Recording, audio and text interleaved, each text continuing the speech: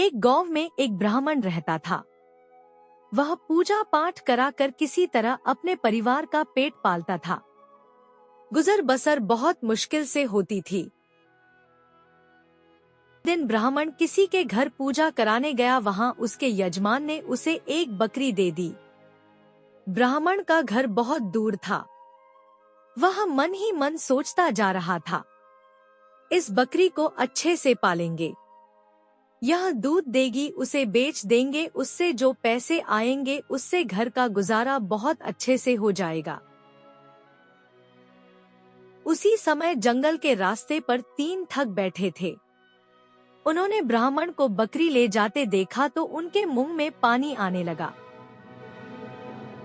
पंडित जी ने कहा, यह बकरी मुझे यजमान ने दी है, कुत्ता कैसे हो सकता है? तू अपनी आंखों का इलाज करवा। यह कहकर पंडित जी आगे बढ़ गए। पहला ठग आगे चला गया। कुछ देर बाद दूसरा ठग पंडित जी के पास आया और बोला, पंडित जी, ये गाय का बछड़ा कहाँ से ले आए और इसे कंधे पर उठाकर क्यों घूम रहे हो? पंडित जी को बहुत गुस्सा आया। उन्होंने कहा, आज क्या सारे मूर्ख मुझसे ही टकराने हैं? ये बछड़ा नहीं बकरी है। दूसरा ठग गुस्से में बोला, पंडित जी, लगता गर्मी में वजन उठाने से आपका दिमाग खराब हो गया है, जो बछड़े को बकरी कह रहे हो। यह कहकर वह भी आगे चला गया। अब पंडित जी सोचने लगे, पता नहीं क्या बात है, पहला आदमी इसे कुत्ता कह रहा था, दूसरा आदमी इसे बछड़ा कह रहा है।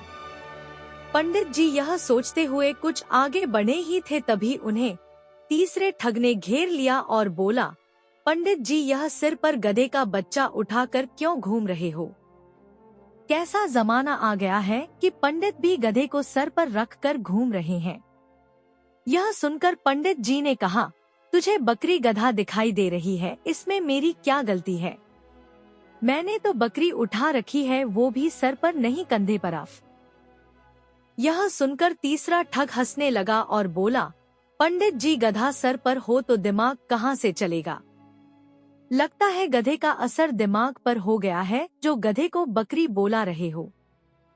यह कहकर वह भी आगे चला गया। उसके जाने के बाद ब्राह्मण ने सोचा, कहीं यह कोई पिशाचिनी या भूत तो नहीं, जो सबको अलग अलग जानवर के रूप में दिखाई दे रही है। मैं इसे घर ले गया तो मेरे घर में मुसीबत आ जाएगी। यह सोचकर ब्राह्मण ने बकरी को कंधे से उतार दिया और वहां से भाग लिए। उसने सोचा, कहीं पिशाचिनी मेरे पीछे न पड़ जाए। उनके जाने के बाद तीनों ठगों ने लपक कर बकरी को पकड़ और शाम की दावत की तैयारी करने लगे।